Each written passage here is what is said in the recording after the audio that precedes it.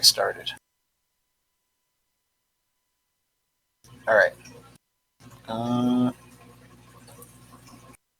Let me just make sure. It said somewhere I can tell it when I'm ready to start, which I am. But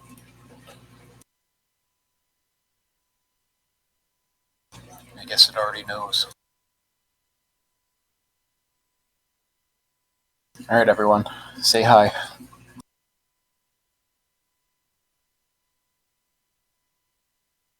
Hi. All right. Welcome. I like to host these meetings every half year or so, just to give everyone an update on the community, where we're at, where we're trying to go. And this is my way of conveying this information to you directly. There's going to be some hard truths in this community meeting, some optimism, a mixture of everything, good and bad. Honestly, the state that we're in is not too bad. We're doing pretty okay. Okay, we got 35 people here. I have a list of, I think, a dozen topics that I want to cover for you guys and discuss, plus or minus a few, depending on how I feel about it. And this will be coming right from the chief of staff, so there's no way that you can mix up any of the information being given to you. All right? So, let's get started. We're actually going to start off with development. So I'll let developers come on the stage. Don't speak unless I prompt you. I'm going to be discussing things about where we're going. So I'll let Verrett come on the stage.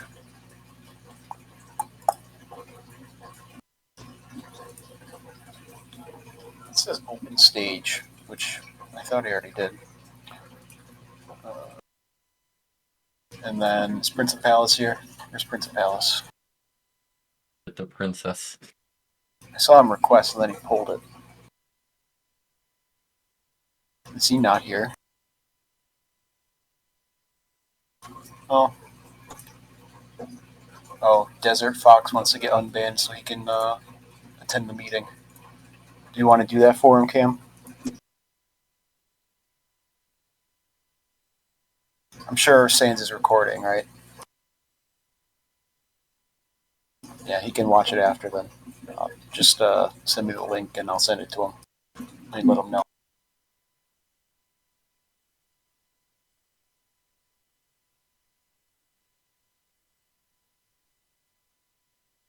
All right, so development. A lot of the things that we're looking at development-wise are starting to be contextualized by what our other friends are doing in clans. By friends, I mean like RA and 3D. If you look at RA, RA's been having a problem getting their games going.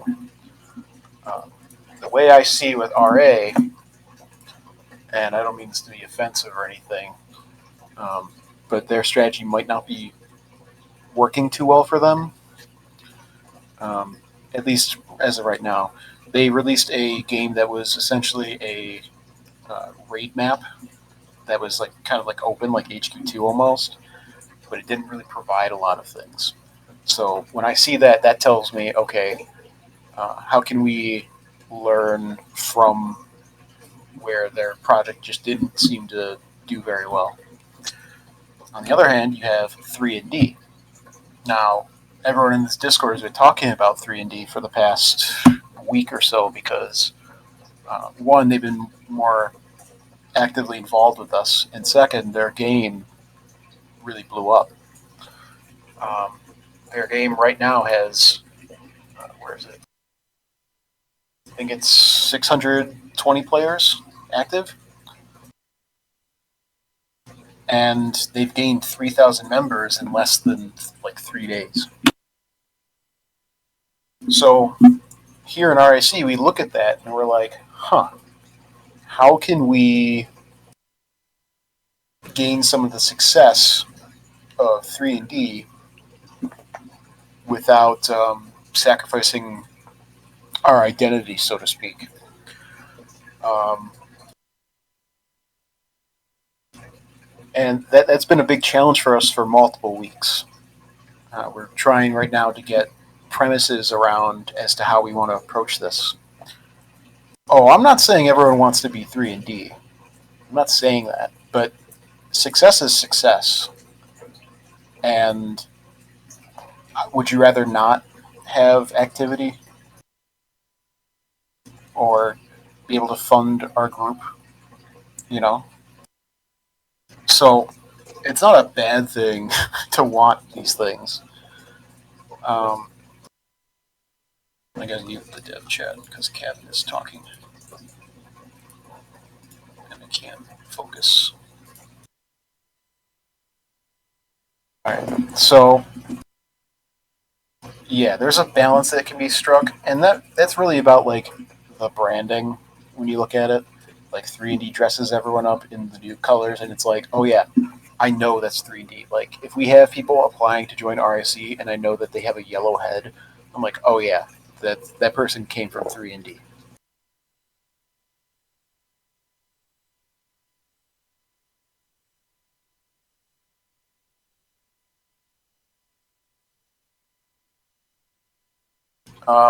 We know that. Okay, so we have HQ, and HQ has done well for us for many, many years. It's been tried and true. So many clients have tried to replicate HQ, and they just can't. But there are some realities of seeing HQ1 as it is now. Um, and part of that is that the um, audience has stayed pretty much exactly the same for years now. It's been the same people. Now, we got a huge rush when HQ1 came back in November, but we've kind of trailed off and we're holding steady, and that's all we're doing, really. I want to get us back on the up and up. But no, we don't average 30 to 40 players. I wish we did. Now, for about, I want to say 8 or 9 months now, I've been working on a new game for us. But there are some unfortunate realities that we might have to face with a new game. Um, Now, first, I am probably not ever going to remove HQ1 because the game itself is just that old and that consistent. There isn't really a point in removing it. Um, in the around the last meeting, I stated that we weren't going to really support the game as much as we were. Obviously, that wasn't the case because we got developers on it all the time. But um, things changed, and we had to change our policy goals with it, and that is basically our main platform. Um, the new game I was supposed to be working on was a new HQ. So that was the plan. But when I'm thinking about it and I'm really looking at the project, I have to reckon, okay, this is not going to be as popular as HQ1 because of the nostalgia. And B, um, there's some scuffed things in HQ1, like gameplay choices, not scripting, gameplay. And we're really stuck between a rock and a hard place when it comes to what we're compromising for the happiness of a small selection of people. I'm going to get more into that later on. Um, but we need to like really start looking at our gameplay choices, and that might be passable at HQ1, but it would not work out for a theoretical HQ3. Does everyone understand that? Not everything. There's like, if we imagine our entire community as one group with many divisions, we have like 7 RIC divisions, 7 RG divisions. We have the Raiders, we have militia, we have we have visitors, we have all these different interest groups kind of competing for favor within development to either gain favor or be kind of listened to more often because we value their activity. Um, and we're starting to run into these problems where, oh, well, we know that this choice for gameplay isn't very good, but because of the precedent of having these divisions here and who they are, we have to keep it in such a way. We tried getting. I've been experimenting with as much as I can to keep as many people happy, but we're also not seeing the results that we thought we were with a lot of things. Like, we assumed that if we moved the points out of the town, we would see an increase in activity for civilians. That wasn't the case. It was probably like the opposite, if anything. We saw about a 16% drop in civilian activity afterwards compared to like the Yeah. baseline of the game. So it was pitched as, hey, civilians would be happier if they weren't getting shot up all the time.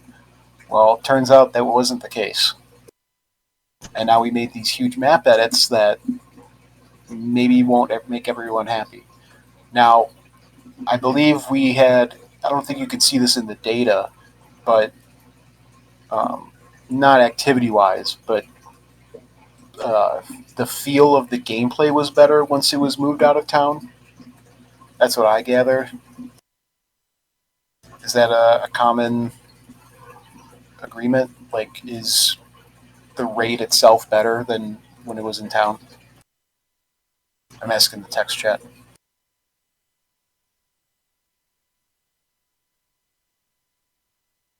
RG does feel more empty, yeah. That would be the case because we moved it out. But if you think about it, um, before it was kind of just like the drive-through spot, but it was empty before things got moved into town. But here's where it really comes down to it. We were like, okay, we moved everything into the jungle, and that wasn't just to make civilians more happy. It was to try and solve a gameplay problem, which was we're teleporting our entire civilian team to a different island because somebody captured a flag. That's a gameplay problem. Because if you are trying to onboard people into your game, you would have to have multiple things, multiple systems to relocate them to where the tutorial is, and it was much easier to just leave it in town.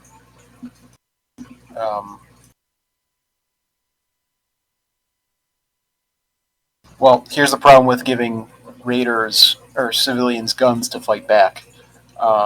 If you did that and the points were in town, raiders would never win a single raid because they're literally RIC would join civilian team just to fuck with raiders, right? So that's a gameplay problem too. So we can't arm civilians like that. They used to get locked up in a building. That's no good either. So we're looking at kind of picking the least shitty situation.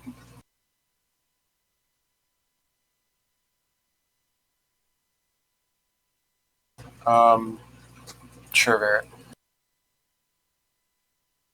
One idea that we did go through was the basically if you were in RIC, you would get sent to the RIC team, and if you were not in RIC, you'd get sent to the Raider team temporarily whenever town got captured, which was the alternative to the theater update. I think that might be a poor decision too, because then you're overloading RIC when we've seen statistically RIC are losing more raids. It's not even a good ratio, I think. So that wouldn't really go well either. So as you can see, we're kind of screwed on any situation that we try and go for.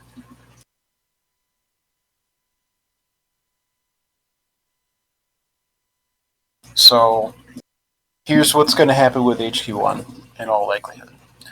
We're going to get it to a point where we're more or less happy with things, kind of like a stable balance, and then I want to get my developers to work on a new project. Now,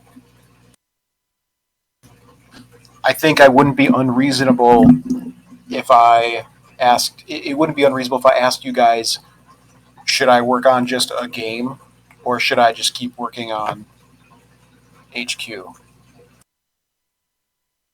Because there's a lot of problems with HQ on them, and I'd like to be done with it. I'd like to work on a project that isn't like an HQ game for us. I want to try and do what 3D is doing with Nerimo.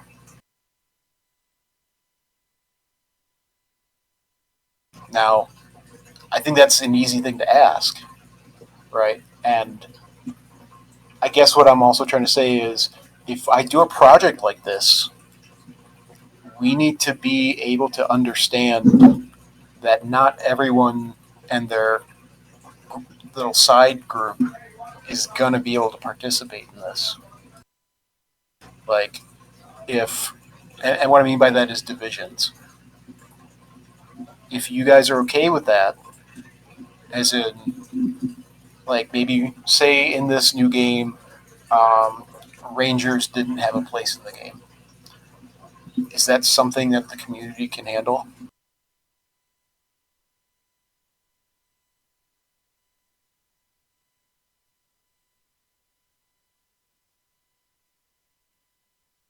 No, they're not, Gogo.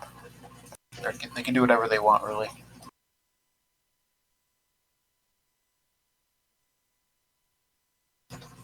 Well, Nerimo crashes, but I'm not talking about Nerimo's performance. I'm talking about the success that they're bringing and the wealth it's bringing to their group.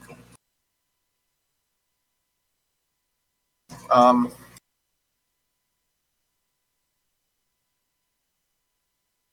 yeah, so when we're looking at development, we're going to be probably looking at new ideas soon to really spice things up, and it just might not contain every single division because every time you put in a division, you need to be considerate of everything else going on in the game. Like, if this new game doesn't do well with helicopters, then we just can't do Air Force.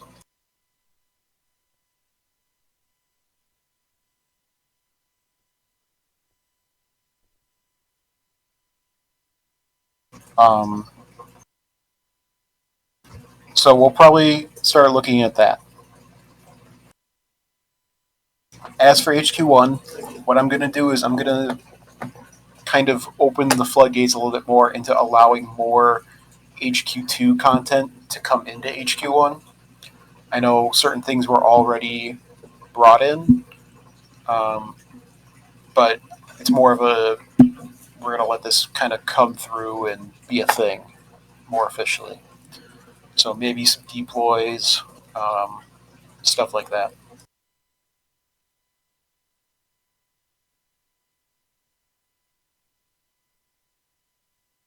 Is everyone good with HQ2 stuff coming in?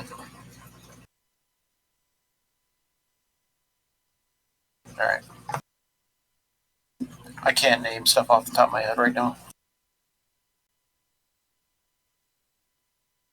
Yeah, we're not going to bring in every subsystem, but there's already a few things in the game that are the case. Like I did, I made the C4 do extra damage on deploys now in HQ1, just like HQ2.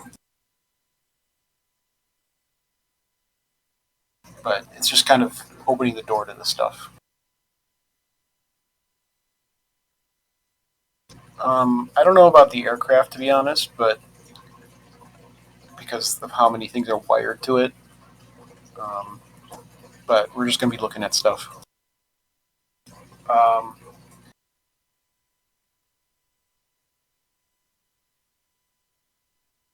yeah, just know that if we do a game, it likely won't be exactly like HQ. It's going to be something a little bit different.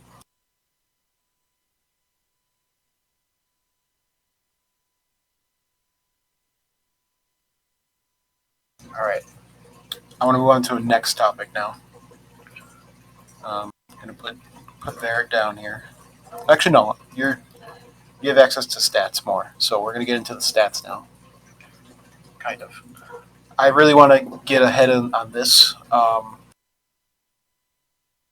RG's activity is not doing well. RG specifically. And the development team is concerned at this point about where things are going to start changing.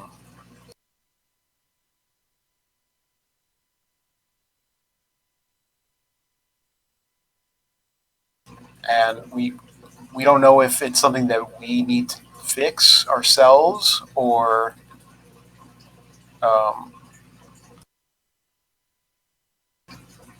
I think RG is definitely going to need some changes soon.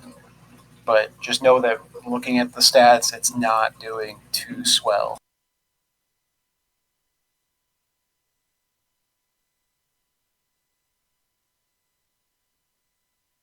The thing is, Holy Conqueror, if you do a border scenario like that with RG, there's a certain workload that comes with that because you have to have. It really circles back to the divisions, like what I talked about with having to serve so many different divisions, and like if we add RG, they're gonna be like, well, where's the potholes? Okay, now we gotta. They're gonna somehow bring DOT back to handle the potholes. Okay, what about tornadoes? Well, now we gotta have REMA. And it escalates way too much that it makes it infeasible to do a lot of things. HQ1 was built. I can say no, but it's just gonna destroy people. Um,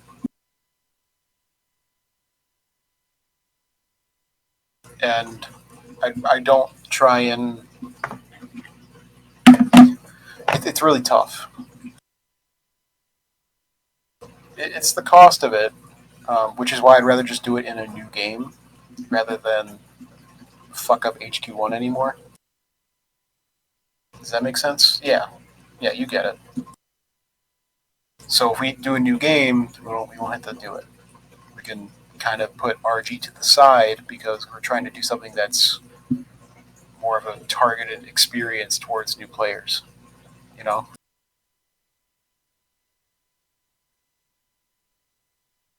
Um, and kind of to that end, um, we want to work with RG more. I'm not done with RG by any means, but I am a busy guy, so I can't constantly be trying to make rules and do all that stuff. There is one thing I need to talk about though with RG, and it's one of their divisions. I already see people talking about it. Um, I'd like to talk about the militia team. All right. So we have data points on this. We have actual data points. We've been collecting it for months now. Um, militia is. Let me look at the chart again. Um, Scrolling up. Militia is probably the least active team in the game, It besides is the by infected factor team. 3. So it is the prisoner team is more active than militia.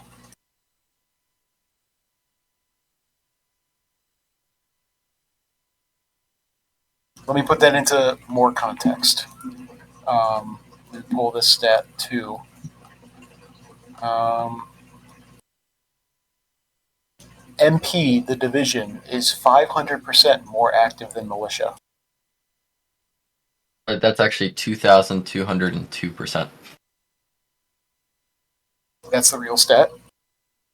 Yeah, I put if you look at the Post some of those statistics in the community stage. Yeah, sure. I'll read out some of them. So militia over the last 30 days has gotten 347,000 seconds in playtime. By comparison, logistics is a bit close to 9 million seconds, which makes them 2,400% more active. MP is about 8 million, which is about 2,200% more active. Rangers is 7.7 million, which is 2,100% more active.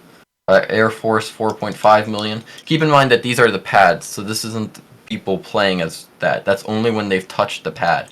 Air Force is 1,202%. Visitors as a team is 400% more, meaning visitors are on 4 times more playtime than militia.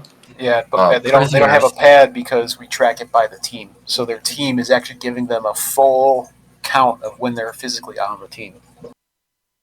Prisoners are 62% more active. And in terms of the RGSD pad, just the pad for RGSD, it's about the same as militia. And I'm going to give you. We'll get to that stat I'm going to too. give you also people who are more active than the entire militia team put together. These people have more playtime than the entire militia team over the past month. That is Yellow Gaming Cube, General Locomotive 79, Warden, Captain Kovu Alt, Elite Icon, and Alma. All are more active, some of them by almost 2 times, 70% more for Yellow Gaming Cube. So one other thing is 25% of militia's activity is from one member. Yeah. Who is the person? Alphysman is alone 25% of militia's activity. Well, here's another thing. Militia is one of those gameplay challenges that we face, where we don't want to make things too messed up to where they're overpowered, but we also don't want them to be useless in the game.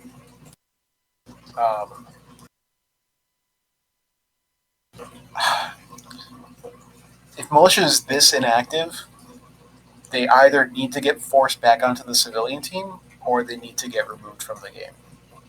That's one of the bad things right now that we need to discuss. Now, I know that this is RIC territory.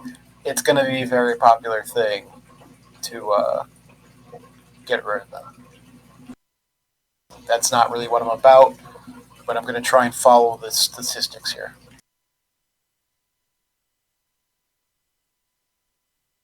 Sans, even if Barrett had a bias against militia, the stats speak for themselves. That team is more often than not empty. And similar with the other civilian things that I did, I thought that by giving these constituencies more autonomy and things in the game, they would be more active.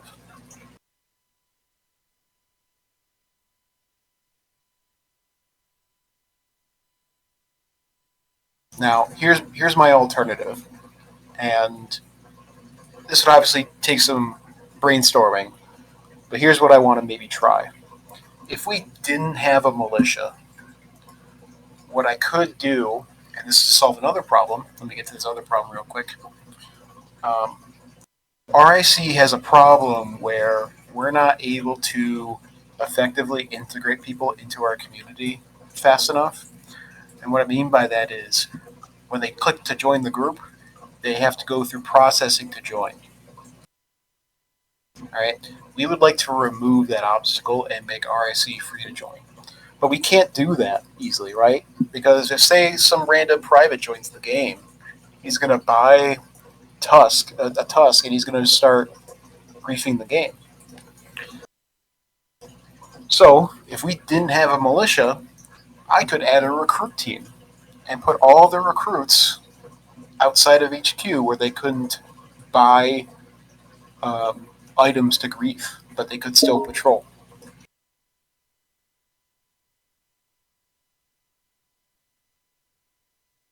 Right.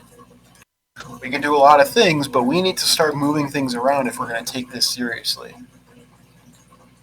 But we would have to give up certain things to make that happen, because otherwise things just don't line up properly. I don't want to have two semi-militias in the same town. I wouldn't make militia a filter group because that presents its own problems with like how you're branding it and. But basically, I would add a recruit team that's specifically stationed in town, probably right near the checkpoint.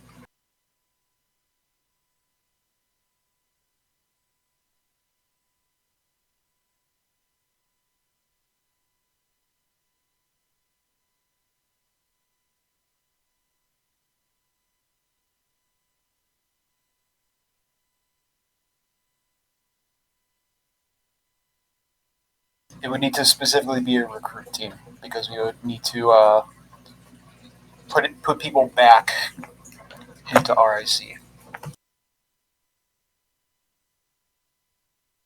Oh, we'll be getting to that too. Angry cop. I have that on my document here for the meeting topics.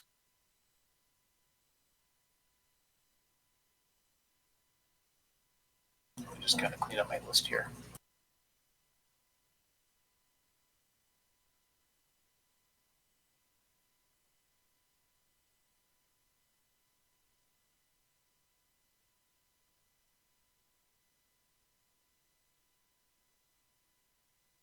All right.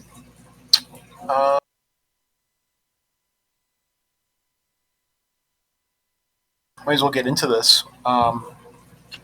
We are very conscious of the rule breaking, the RIC breaking, the inability to act on certain things when it comes to breaking rules. So here's what's going to happen. At this point, as of right now, if you are not already banned from the group, you're going to receive a one-time amnesty from any ongoing tickets in SPU, as in admin abuse, team killing, stuff like that. That's your amnesty. All right. But going forward from here on, it's going to be a lot rougher on rule breakers. All right. So if we see an SPU ticket where you are admin abusing, you are going to be approached on why you did that. And if you don't have a good answer for HRs, you will be given a strike. If you are an officer and you are caught abusing admin, you will be removed from OCS. If you are in RIC low rank and you are buying vehicles to grief other RIC intentionally, you will be banned from the group. Simple to understand?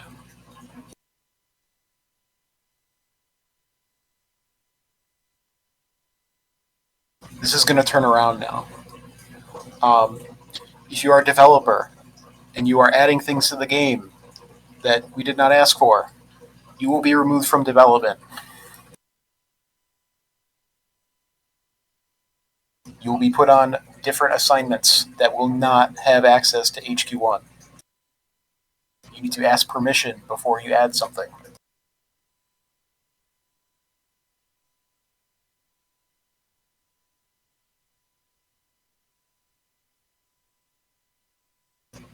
We're turning this around now. This group has so much potential to move forward and build great things. We just need to tighten our belts here and get to work. It'd probably be so easy to do these things. Book bet, if you don't know, every time I'm home, I basically have HQ Studio open.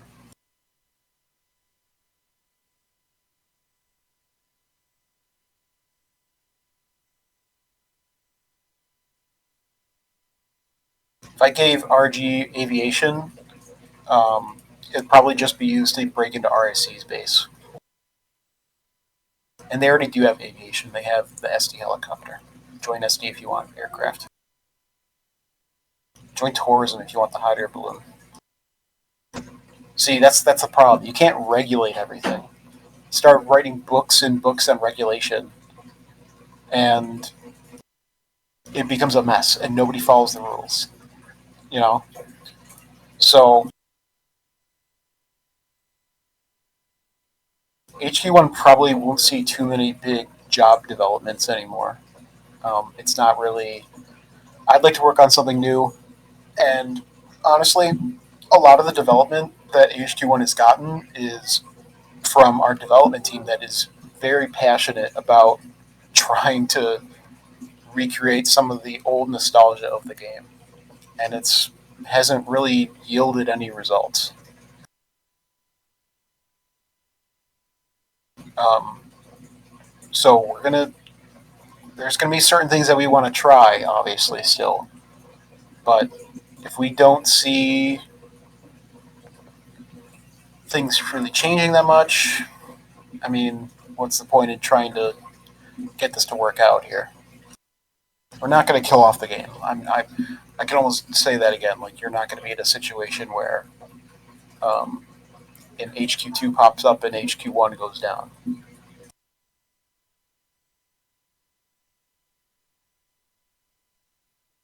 What are we going to do about some of the trash HRs? If they're trash, then they'll get struck and then they'll get removed.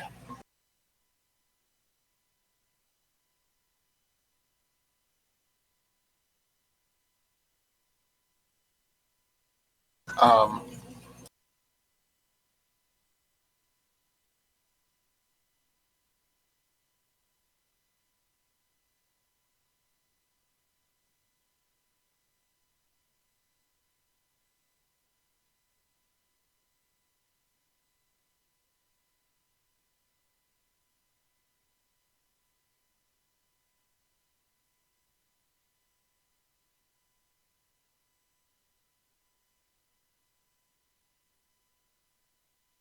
all right. We're gonna start the Q&A. So let me go grab my dinner real quick. I'm gonna go through the talk requests. If you have a talk request, I don't know what. I gotta go in the kitchen. Um, Start putting in your request to join, and I'll answer a live Q&A. You're back.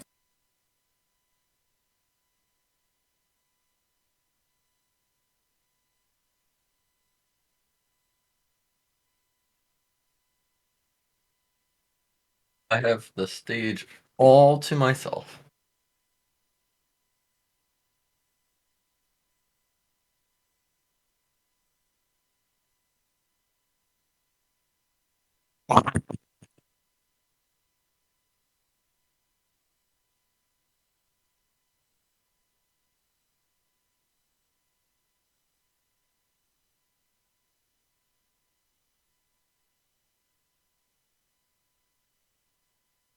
Back.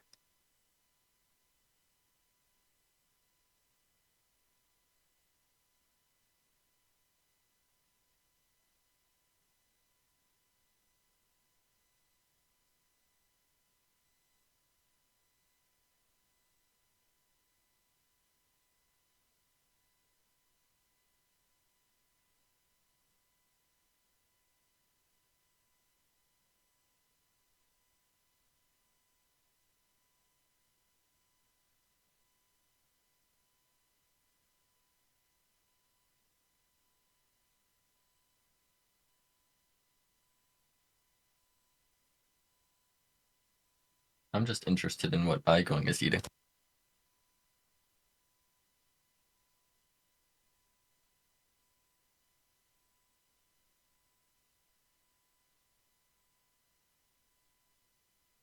All right, I'm back.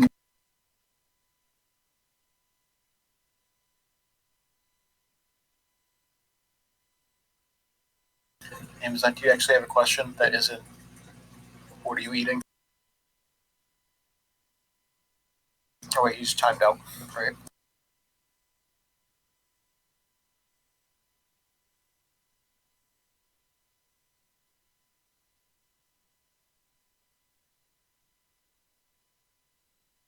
I don't know what you got out of the meeting, Overbuild, but I kind of don't want to do an HQ. So to kind of give you a little bit of insight, this new HQ that I was building, it's like 60 to 70% built, but it's gonna like repeat the same mistakes that HQ1 is making, and that's not good for us. That sounds like it was really close. It's not. There's a lot of room in that space, and I'm starting to feel like it wouldn't be the best use of our time to just retread HQ1.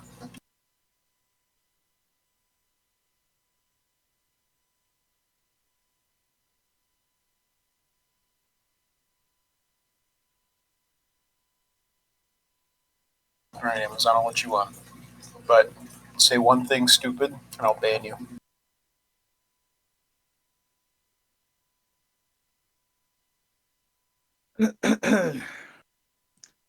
Can everybody hear me all right?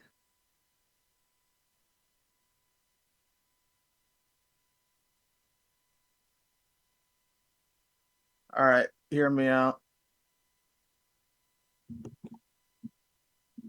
How about we get rid of RG, right? Hear me out. Hear me out. Get rid of RG and force everybody in RG to join RIC and make civilians a team where people from RIC will go off duty to commit crime. That's all. I don't know if I'm cooking or whatever, but that's my idea. It's simple. So you're saying get rid of like the government apparatus aspect and just make it Correct. RIC that are civilians that are off duty.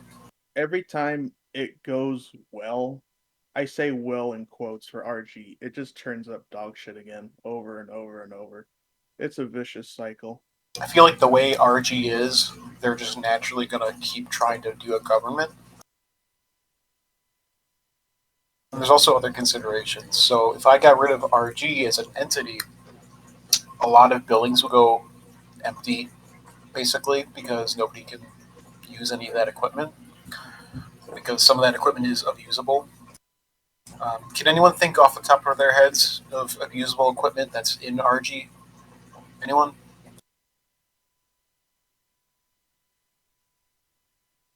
You can, but you can just migrate all the RG shit to RIC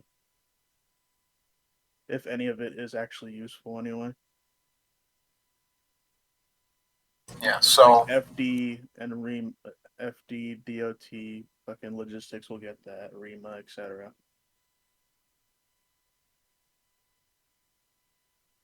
and you know what though, man? This kind of reminds me a little bit of HQ2 civilian team, where it really was a team that RIC could go on and just do whatever. Can you explain how that would be any different than what we're doing now? Can I explain how that will be any different to what?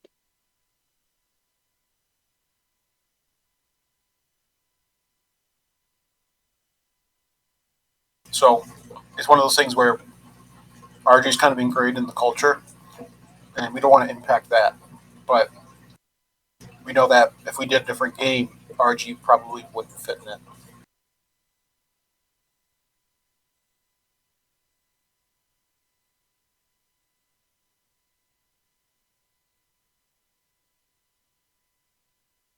All right. So is that it, Amazon? Every group where I've seen a civilian team be done, the actual main group is the main focus. And as I said previously, the civilian or visitor team is just for people who are in the main team, the main group, to just fuck around and just do whatever the fuck they want, I agree, crime, but etc. that's kind of why Personally, we're kind of like in this precarious situation where RG would really benefit from being the face of the game. But since RSC is so much larger and they own the game, RG is always going to be low bro in terms of activity. You know, we attacked the issue from administration at first because we knew that RSC was kind of systemically keeping RG down in kind of like the hierarchy. But even once we balance the hierarchy more or less, we haven't seen an increase in activity.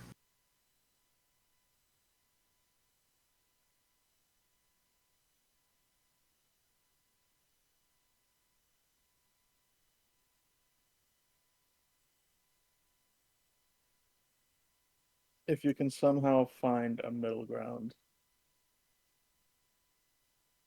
We've been trying, but there's that wiggle room, and we're trying to find it. We're trying to see how we can make other groups happy, but it's kind of a problem.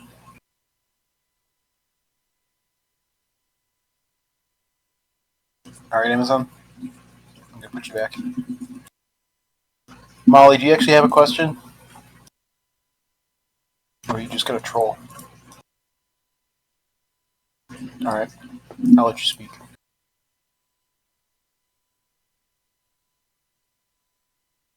Yo, what is up, gamers? How we doing? I just wanted to throw this out here.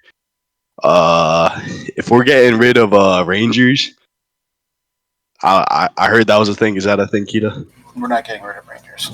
Oh, What I said in the meeting was, if we make a game that if we decide to have a game and Rangers didn't fit in the picture, we just wouldn't include it.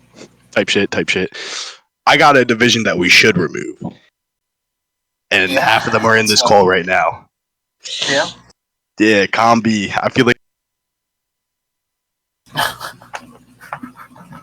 He got disappeared so quickly. I'll treat that like a real criticism. Combi is probably one of the strongest branding points that RIC has to bear. Combi would do really well in any kind of game that we end up making because of the imagery that it represents.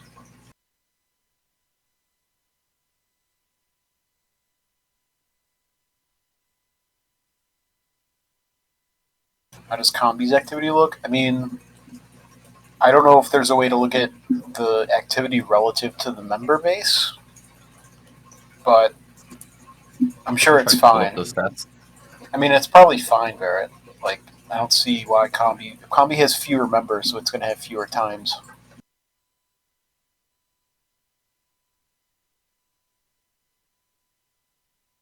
The only thing that Combi might need is like a javelin nerf, which I think is that live, Cam? Yeah, so Combi doesn't really need anything.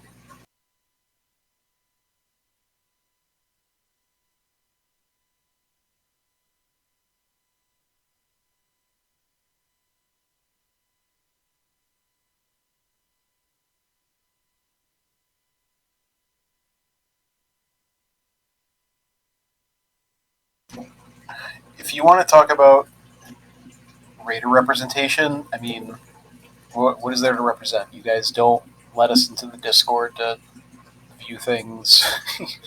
You guys raid constantly and just spawn kill. Then we gotta ban you. Then you play on alts. If you want to be treated like a constituency, you got to start playing by the rules. I take feedback when it's warranted, but a lot of the time it's just you complaining about RSE using tools that they shouldn't have.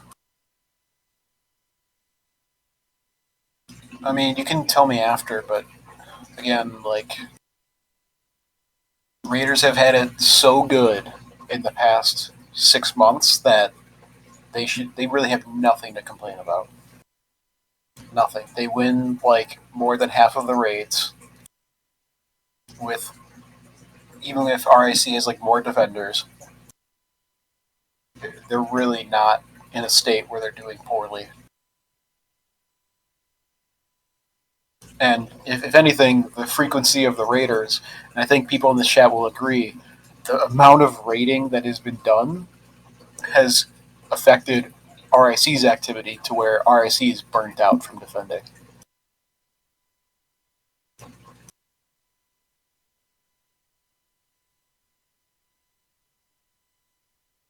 Can everyone agree with that? Are you burnt out from the raids?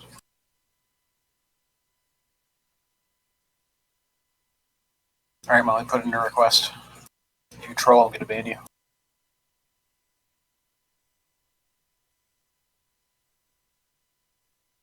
But I have a valid point here. I feel like we have a lot of inactive HRs and people in like positions and divisions that should not be there. I'll give you an example. Like this guy named King Chaos. He's a field training officer at MP. I've never seen that guy on the game once. Who?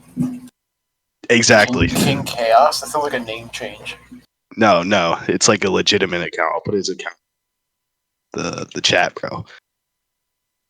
Like I don't know who this guy is. I've never seen him. I've never seen him in the game once. I feel like he's never done anything for the group, and he's just like one of those useless positions that like RIC has had forever. I've seen him a couple times. Like in the past few months. I think so. Yeah.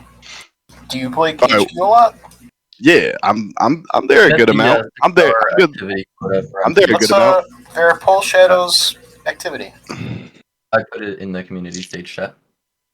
What about this guy? I haven't seen this guy around either. He's a captain. MP? Nah, he's a captain in the group. Gorg? He's fine. Yeah. Gorg's a community member. I see him all the time. Okay. That's But are we just gonna have people in like officer positions that just don't host anything? Are we trying to min-max our officers to where we are completely removing them from everything just because they didn't host an event? Well, I mean, I'm not saying that, but like, And how many officers do we really have? We have, let's see, 5, 10, 18. We have 40 officers in the entire group. What kind of activity are you looking for from officers? I don't know. Like I feel like it's the same officers hosting the same events every single day. Like I feel like I don't see a bunch of new officers hosting anything. Well, that's because we don't have that many officers, and usually, I mean, I feel like 40 officers is a good amount of people. I said 40, but 22 of them are second lieutenant. So I mean, second lieutenants can still host trainings. Yeah, but we have 18 people that are actively moving up. Second lieutenant's like, you get into OCS and that's where you stay sometimes. You know? Not everyone's trying to constantly move up the pyramid. Now, having better officers is better, yeah, but... so we're just going to allow people to rank sit? I mean, if there's nothing... What kind of standards are you looking at, though? I'm looking at like a normal group standard. Like if you look like some of the best groups in the game, like TNI, they have active officers that host every day, and they have a quota they have to meet. TNI, as far as I'm aware, was pretty generous with their officer payments. That's why people become an officer in TNI, because they got paid. We pay people here for that, but it's not the reason that they're here. They're here because they want to participate in the group. And also, what are you proposing to fix this? Like, what institutional things would you change to fix this? Like a quota for trainings, or what do you want? I'll put in a quota. I'll also get rid of like some of the people that have just been rank sitting and like just like just participating in the community barely enough to keep the rank. Go shut your bitch ass up, bro. Bro, this is one of your colonels, by the way. Magor, shut up, bro. Shut up. If you Magor is sitting here talking about quality quotas, Thank you. I've always found quotas to be not very encouraging for activity because you're basically forcing somebody to do the bare minimum to keep a position. They definitely have their place, but you can always find enough officers to host if you have enough groundswell at the base. So if you start from the bottom up and get members coming into the group, you're going to magically find officers are willing to host more to handle the increased activity load. So I have a question for Megor. If you have What's up, Noah? if you have 20 PFCs in the game running around, you're more likely going to find a second lieutenant in the game trying to rally them up. Megor, what do you think the problem is with someone rank setting a second lieutenant? To handle activity, you're going to find that you're going to have lower turnout to events because usually they're boilerplate events that are very samey. You're also going to find that your officers are more stressed and bored, so they're going to do less of a good job. I agree with that. So I really want to look at this from a bottom-up approach, and that's going to require us to really look at different systems like HQ itself and activity and all that. All right. Holy shit. Does that answer your question? Yeah. I got one more question. Okay. Are you working on the HQ3?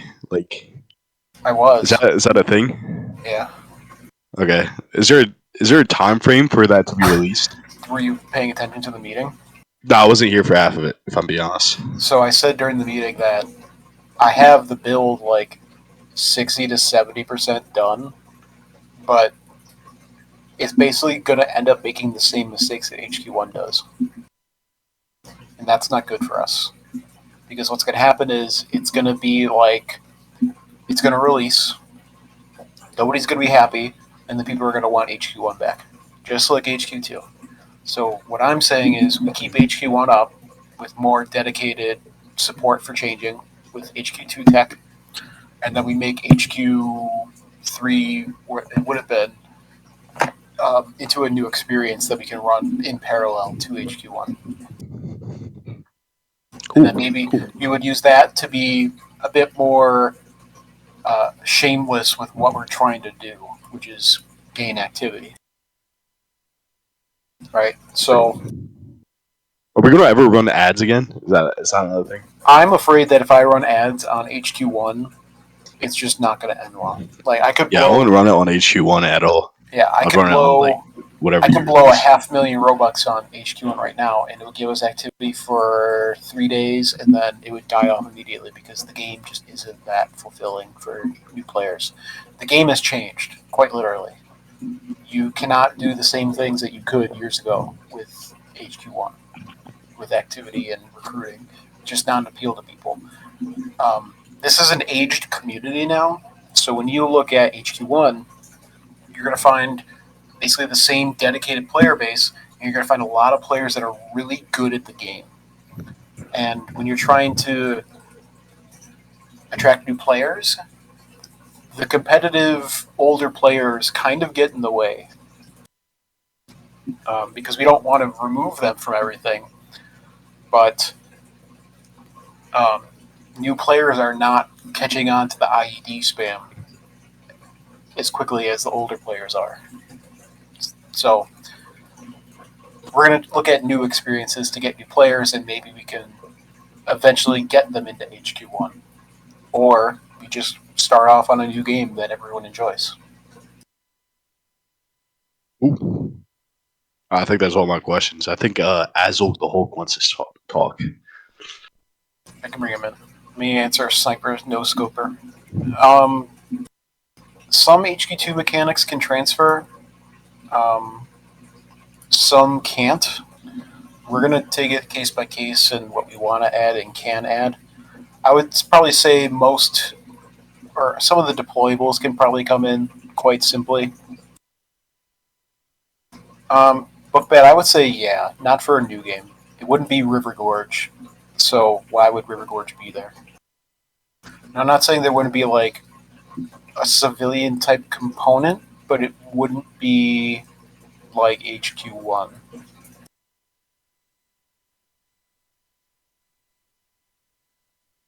No, Scoper, just because HQ1's code is not good doesn't mean HQ2's code was any better. And it's in its own way. If it was just as simple as plugging in HQ Tech, it probably would have been done. But there was a reason why we left HQ2 in the first place. HQ2 had different problems.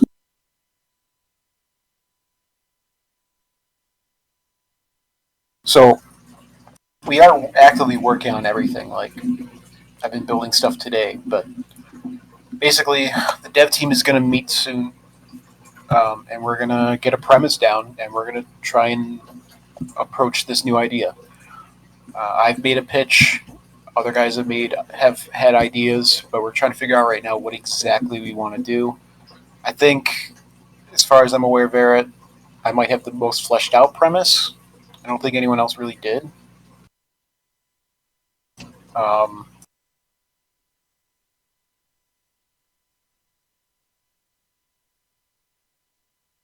A new game wouldn't be shutting down HQ1 or RG because we're not closing HQ1.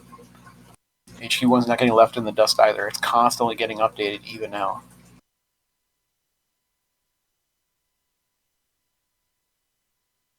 So all I'm saying is we need to be ready for a situation in which we use a new game that doesn't include everyone under the sun to help fund our more roleplay side of the community. I mean, it's possible, but we're also not trying to attract old players to the new game. That's why we're not kowtowing to every single division that exists now. Like, you know why? One reason why I don't want to do an HQ3 because I don't feel like coding for every single division. You know, there's so much you don't even understand. There's so much. It seems so easy to just add this stuff. There's a lot.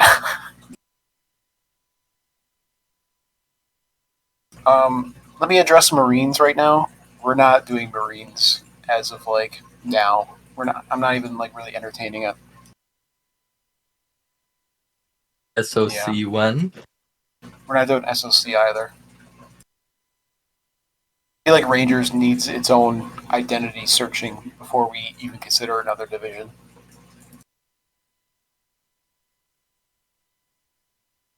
We were considering, well, I don't know. I was kind of memeing at first, but I said, like, because everyone here is familiar with the cycle of SOC Marines Rangers, right? The cycle. Everyone know about that? Where Rangers opens and then people want Marines back, then we get Marines, and then Rangers closes, and then we have SOC come back, and then Rangers, and then Marines, and then so on. I was thinking about maybe just doing like seasonal divisions if we're going to do that, where we just open one per season.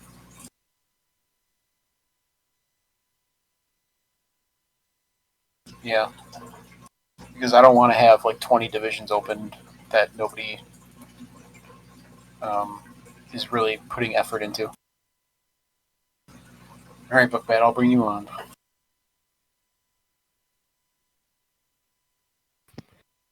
So if we want to go back to talking about RG activity, I think one of the main things is like, why would you join DOT or FD when you can do the same thing but with more equipment and better gear and logistics? Why would you join SD or MS when you can do the same thing with better gear and more vehicles and MP? I think that's probably one of the main reasons. I agree. That's one of the gameplay problems that we're presented with Right. when we're trying to.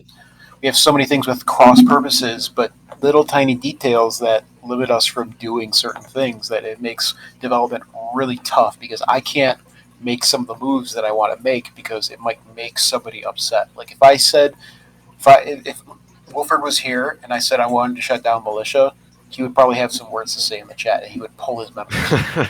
You know what I mean? Yeah. Because then it all falls apart. So we're always trying to like make everyone happy, and we're doing our absolute damnedest to try and do it. And if we're gonna try and follow the activity too. Like if REMA isn't active, then why are we trying to add all this stuff to like REMA when RIC could do it? Right. As an example. Cam just made a really good point that I was kind of making the same point in government comms the other day. That one of the things is RIC used to have a lot higher standards or just like rarer tryouts, like more infrequent tryouts. So the thing kind of was, join RG departments as this entry level thing. But now I think it's fairly easy to get into the RIC divisions.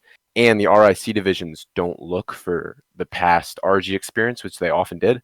I remember a big thing like back in the day to joining MP was almost everyone who joined MP had spent, a couple weeks or a couple months in SD or MS because they would look for a lot of experience. But now, kind of I anyone think can just go to a tryout. I think that reflects new realities of the group and how the group has changed over years. One big thing also is RIC probably had the luxury of being able to be more restrictive way back in the day during COVID times because the activity pool was much, much larger back then. There was a lot more membership to pull from. Now we're kind of contracted. We're contracted a little bit. COVID was 5 years ago, but I still very much remember the analytics of that year that I saw. I want to say like HQ was bringing in like 10,000 visits for like a few weeks back then during COVID. So RSC should have grown way more then, but we're kind of contracting a bit, and that's why strategies have changed. Things are different, and RG is much more quick or much more slow to adapt than RSC just by its nature. First, you got the government, then you got probably a bit more, I guess, what you would call conservative politics. They want to keep everything kind of the same.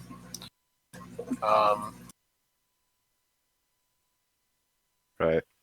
So I mean, how from like a game analytics standpoint, would it not be benefit? Like, how damaging would it be to kind of force people to go through RG before they join RIC divisions?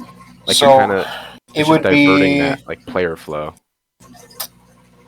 I would say it would be an unmitigated disaster for the game activity because currently the game sits on RIC, and RIC is the vast majority of the time spent in the game.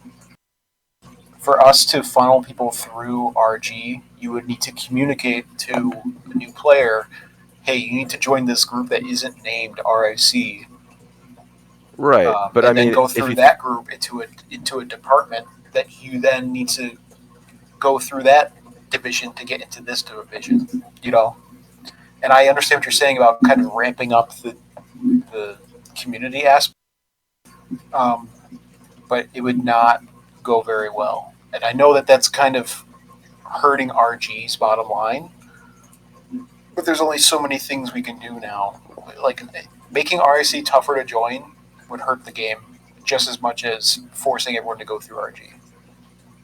right, The current, another idea to kind of mitigate that same issue that I had brought up and was quite heavily dismissed by RIC command staff was essentially make RIC's authority end at CP to a degree. Obviously, like there'd be still be for logistics and MP mutual aid to RG. They wouldn't be completely shut out from it, but then it would be the kind of thing where oh, you can join MP for the nice gear and equipment, but if you want to police a town, you'd have to join SD. So it's like it's more of an incentive to join RG without completely changing the player flow.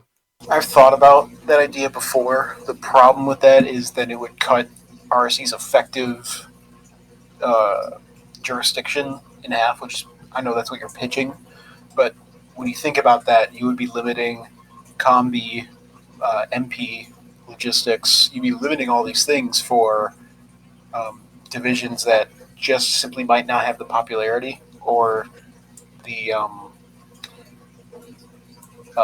demand, and you would be like, you'd be artificially you'd be creating that demand by people. If you want to actually, role play as being a sheriff's deputy or whatever, then at the loss of logistics. Right, MP, but those in my, and not just my opinion, but others' opinions, or at least how we see it, those divisions don't really have much of a presence in RG because RIC's I would say divisions are almost kind of a secondary thing to being an infantry person. When MP and logistics are online, their main purpose is still to fight off against raiders, and that's more often than not what they are doing. So they don't have as much of a town presence as they did when, say, Arsenal was still in town or that kind of thing. And I think that's the common consensus amongst most of RG, that and like RIC divisions just don't have that much of a presence in town. Well, I think if we did that, we would basically need to commit to shutting down what RIC does in favor of what RG does. And statistically, the data isn't in RG's favor either way. So that would be a huge risk.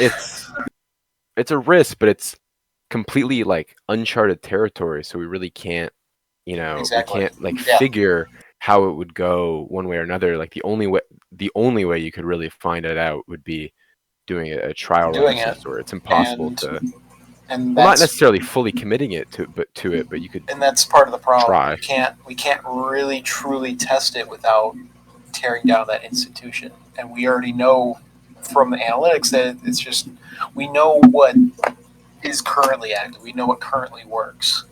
Now that there's a chance that it would be better, but there's also a chance that it could get much, much worse.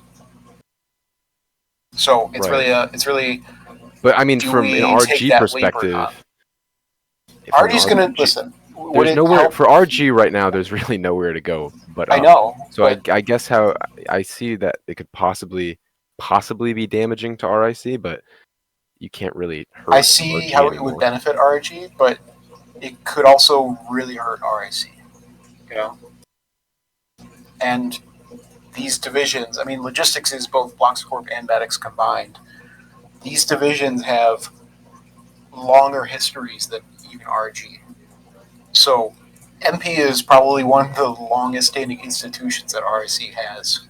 Right, but it's not really, when you look at the current, if you just look at what the game looks like today, you can't really, use historical figures. I mean, it's a completely different. It's a different game, really. I mean, it's the same style, but other than that, I guess I'll put it this way: HQ1 wasn't built around RG as much as HQ1 was built around MP, if that makes sense. Right. The MP is an old division. It is a classic division, and we know that it's popular. So we would need to basically forsake probably one of the most popular divisions for the off chance that RG might get a certain amount of activity back. You could argue that maybe logistics would probably be a better fit for that, but then people wanted logistics back in RIC in the first place. People were complaining that they couldn't fix potholes on RIC team.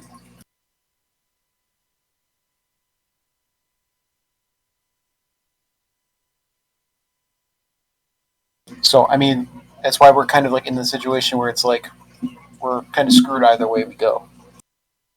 Because we don't want to affect too many people, but sometimes that means that we need to come up with crappy solutions that aren't exactly optimal. Right? Right. All right, I want to talk about inflation real quick. So in the past couple updates that we've done, I've actually added analytics to the game to show me how people are spending things, and I literally see how many credits are being spent and how many are gained We're actually not too far from dead even, as in more like things are pretty equal, even with inflation, but we are having a net gain in credits, if you guys didn't know that. Let's see, we have about at least, I want to say in the past week, we've had 13 million credits get spent. We've had 14 million credits get earned. Is there a way to narrow that statistic down to just RG? I'd be interested to just because I think a common complaint I've seen from a lot of people is that RG, oh, it's so much for the equipment, and I just want to know if that's like I true do know from a statistic point. I do know what people are spending the most on. It looks here like the most popular item being bought is the M72 Law. Do you guys buy a bunch of those? Does RG buy M72 No, laws? not RG. I'm saying like in Oh. general, like to the chat. Do you guys buy a lot of laws? Yeah, I see here that 2,520 laws were purchased.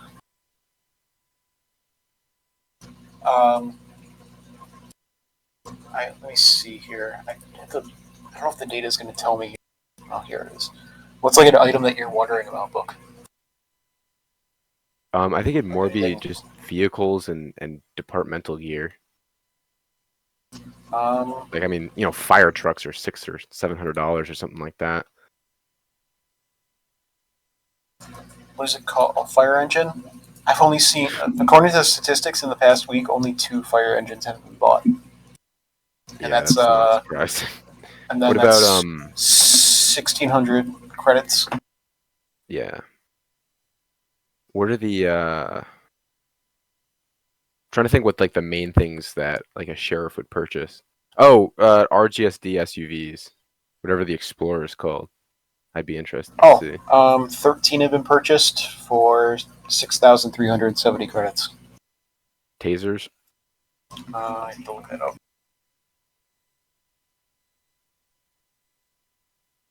What is it called? X25? X26. Is there a dash? Are they 50 sans? I thought they were like 100 something. Yeah. I don't see that. Oh, yeah, okay. Um, Principalis, I'm not like trying to prove a point. I'm just curious, genuinely curious to see. I'm going here with an open mind. I can see how many potholes were fixed. 184. I Is see a that lot in of total people. or by DOT? That's just according to my statistics here. It doesn't split it by team. The impounder gives 190 vehicles, so there's a lot of people farming the impounder, specifically in HQ. So if you're leaving vehicles around, you're giving up money.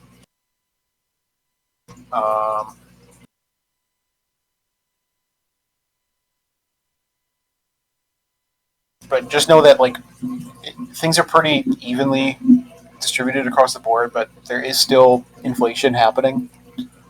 So things are not as bad as you guys are stating they are. I'm sure there's targeted items Right, that's that why are I was problem, just curious to see the actual like numbers other than just the like common consensus. Hi, Elder. I'm pretty sure all the vehicles set or sell for the same base price, so there are some vehicles that you can profit from.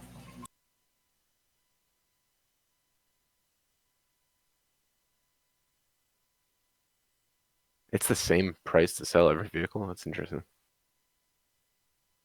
I also thought that, Elder. Yeah, I think there's like a value that you can have, but I don't think any vehicle does have the value. As in, like, I don't know. You might have to check.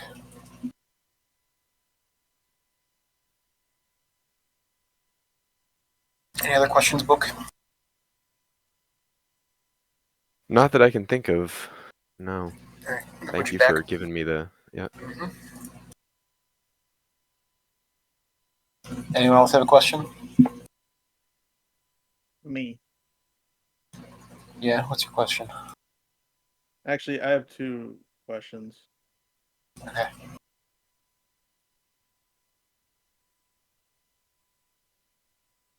You gonna ask it?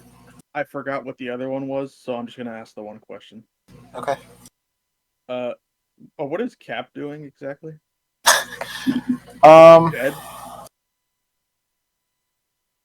Is he just the placeholder I at this point? he.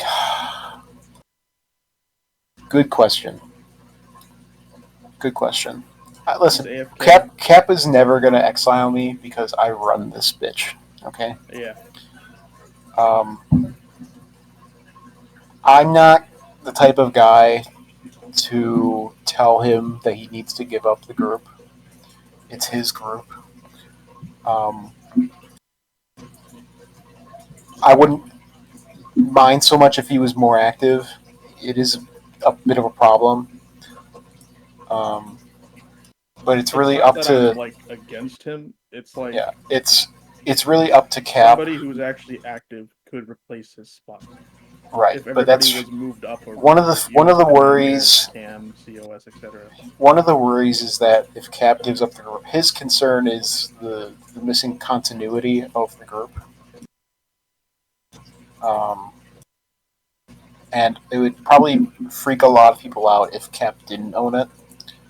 That being said, like if he wanted to give it up to me, I'd take it. But it's not something I am going to ask of him. That's up to him to see what the community wants. Um,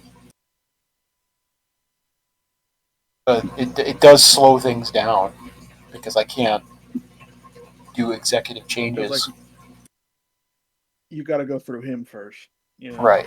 Like there's things waiting in the executive requests that have been sitting there for multiple months. Um, but then, like, I look at like 3&D. 3&D Gallantry is basically like me. He's basically running the group, but Blaley still owns the group. But then again, Blaley's active. You know. But it really depends on what the community wants.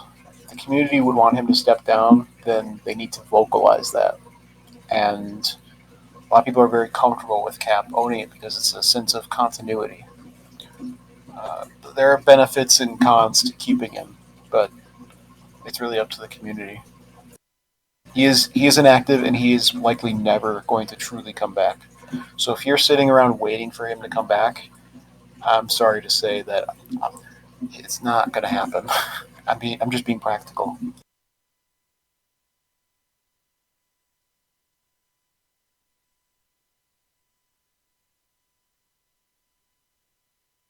So ultimately, it's up to him.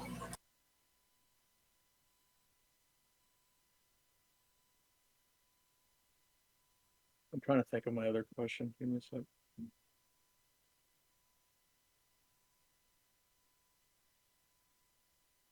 I will say though that it's like there's continuity and then change, you know, and I'm sure there's going to be a point where he probably should have handed it off for because the ability to not do anything or the inability to do anything itself can break continuity because I look at Tier A, right? Tier A has a long history of different owners of the group, and that group went for years and years, but now it has an owner that doesn't want to give the group up, and it's solely dependent on him. And the group died; it withered away because it didn't have a dedicated staff. You know, so there is a point where it hurts, but it's the community's job to put his feet to the fire for once, even if he has like sage status.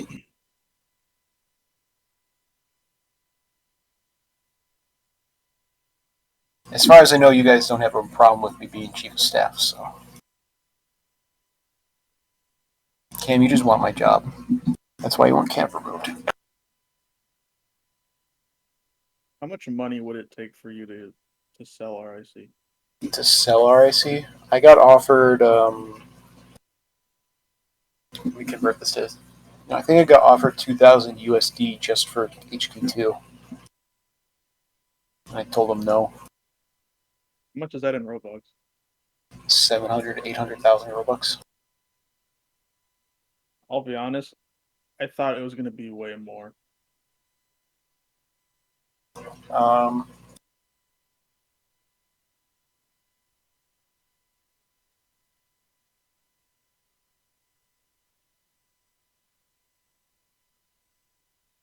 well, Liver, I basically have I can do anything in this group.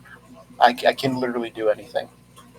Besides, like, abuse, like, exile permissions, or, like, shut everything down, I can do basically whatever I want here.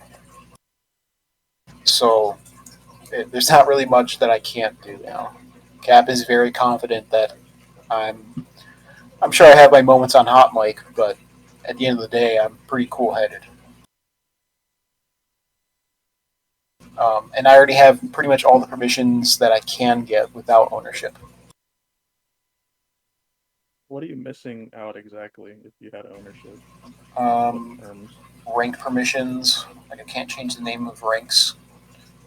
I can't enable myself to do certain things because Cap has to turn on those permissions. Like I have permissions to do basically everything in groups, but I can't. There's like 10% of the permissions to do a lot of other things I can't do. Like I can't change the group. Like if I wanted to add a recruit rank here for the new update, I have to go through Cap because only he can do that.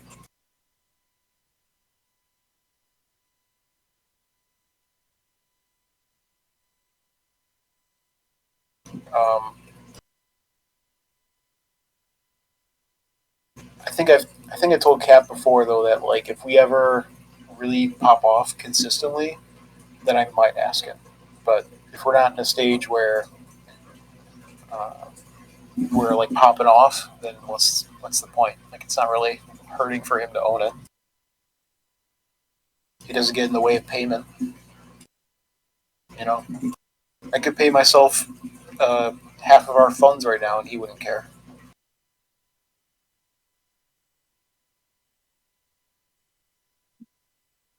Well, when are we uh, deporting Cam back to the UK?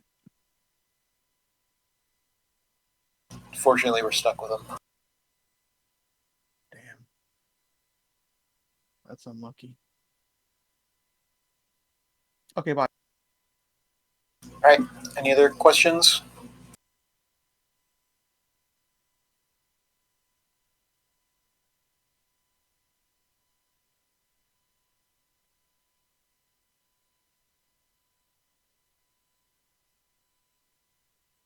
No more questions?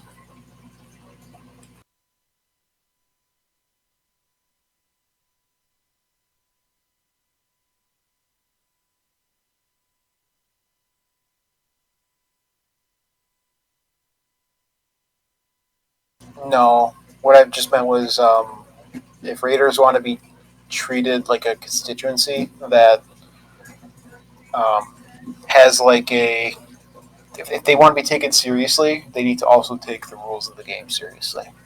They need to be part of the community if they want to be considered more than a nuisance that sometimes makes good points. You know?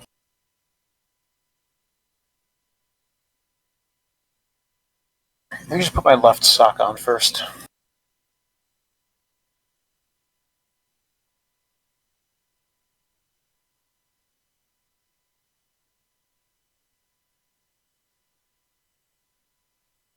Yeah, I would say so.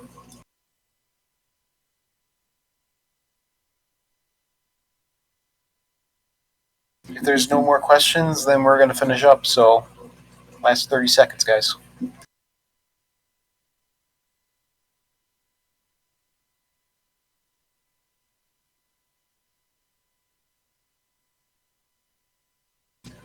Okay, Zach, is it a troll question?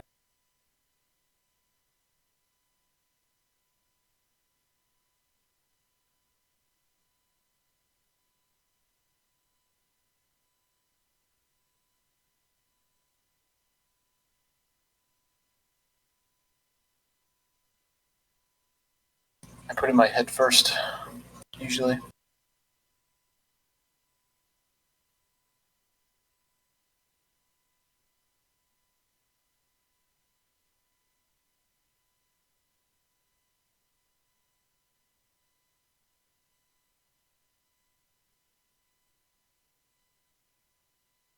Right.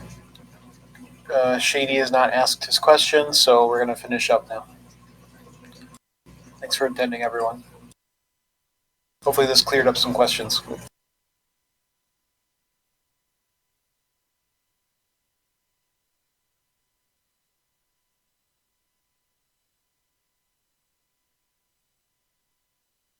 The rivalry point would be better if we weren't actively having to ban people for terror sympathizing. So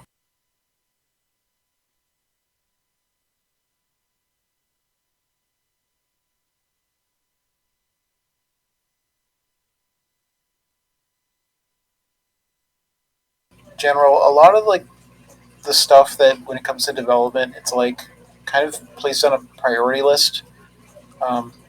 A pothole being broken just isn't a high priority thing, you know. So if there's something like game breaking, we'll focus on that first. But if it's like a pothole, it's like, okay, we'll get to it if we get to it. You know, we got other things you want to work on. Would you rather us be working on fixing a single pothole or working on a new game? You know, it's all priorities. And we also have jobs, and not to like humble brag or anything, but like, or not even humble brag, but just kind of like talk about my life like this. But my life isn't really uh, mentally solid right now. So when I join the game, I want to work on what I want to work on. So it's not always going to be like um, the little niche topics and bug reports, you know.